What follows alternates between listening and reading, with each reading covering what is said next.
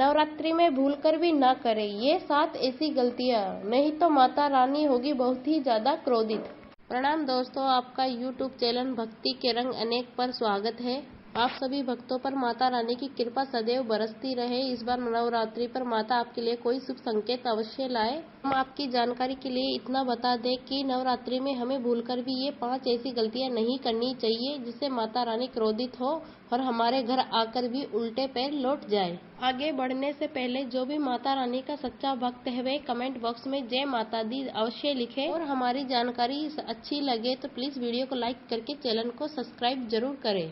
पहली जो गलती हमें भूलकर कभी भी नहीं करनी चाहिए, बात नवरात्रि की नहीं, हमें भूलकर कभी भी ये गलती नहीं दोहरानी चाहिए। कभी भी आपके द्वार कोई भी भिखारी, बच्चा, बूढ़ा या औरत कोई भी आए तो उन्हें खाली हाथ कभी नहीं लौटाना चाहिए और उनका अपमान भी नहीं करना चाहिए। अगर आपसे जितना बन पड़े उसको कुछ न कुछ देकर अवश्य देना चाहिए और उन्हें हाथ जोड़कर प्रणाम करना चाहिए। इससे भगवान की कृपा सदैव बनी रहती है, इससे माता रानी बहुत प्रसन्न होती है। अगर आपके गलती से भी नवरात्रि पर कोई भी भिखारी आपके द्वार आता है तो उसे खाली हाथ कभी भी मत लौटाना, चाहे वह बच्चा हो, बूढ़ा हो या कोई औरत हो या बच्ची हो। पता नहीं भगवान किस रूप में कब हमारे द्वार आ जाते हैं, इसलिए कभी भी किसी भिखारी को खाली हाथ कभी नहीं लौटाना चाहिए। नवरात्रि में जो दूसरी गलती है यह भी आप भूलकर कभी मत करना, किसी भी से भी जलना या ईर्ष्या करना या किसी बच्ची को मारना या उसका अपमान करना, किसी भी जानवर पर हाथ उठाना, जैसे गाय आपके द्वार खड़ी है तो उस पर डंडा मारना या किसी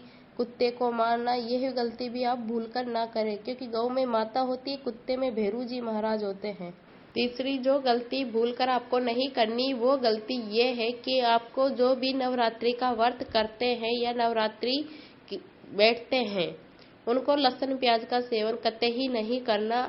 वे जब कन्याओं को आप भोजन कराए तो उसमें भी आपको लहसुन प्याज का तड़का छोका नहीं देना। आपको सादा सरल भोजन बनाना है, जैसी जीरे हमें हरी मिर्च का तड़का देकर सब्जी, छोले की सब्जी या और काले चने, सूजी का हलवा, खीर, पूड़ी ये बनाकर आप कन्याओं को भोजन कराएं। कन्याओं की आपको पूजा करनी है, उनको तिलक करना है, उनको फल देना है, उनको कुछ दान दक्षिणा देकर उनको विदा करें, उनको प्रणाम करें। इससे माता रानी बहुत ही ज्यादा प्रसन्न होती है।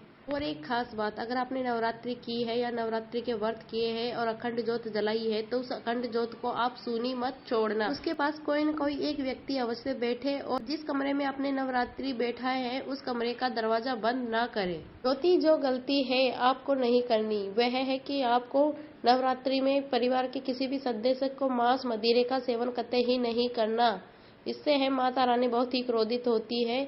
इसके अलावा नाखून व बाल भी ना कटवाए। जो 5वीं बात आपको ध्यान धरनी है वो ये है कि आपसे कर भूलकर भी ये गलती ना हो।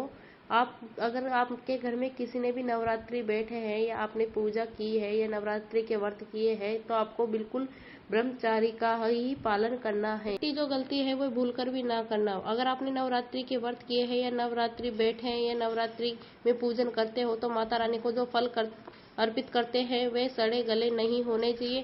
जो माता रानी को माला अर्पित करते हैं वह भी साफ सुथरी होनी चाहिए, वह भी सड़ी गली नहीं होनी चाहिए। नहा धोकर रोज माता की माला बदलनी है, रोज फल बदलने हैं, वे रोज माता की आगे अखंड दीपक जलाना है, वे रोज गंगा जल का छिड़काव करे। यानी जिस कमरे में आपने माता रानी को बिठाया है वे कमरा एकदम शुद्ध होना चाहिए, वे रोज बदलते हुए फल व माला चढ़नी चाहिए। इन खास 7 बातों का आपको अवश्य ध्यान रखना है, इससे माता रानी की कृपा आप पर सदैव बरसती रहेगी। अगर आपने सच्चे दिल से नवरात्रि के व्रत किए तो माता रानी आपके घर में अवश्य प्रवेश करेगी। जय माता रानी। माता रानी की कृपा आप सभी पर बरसती रहे।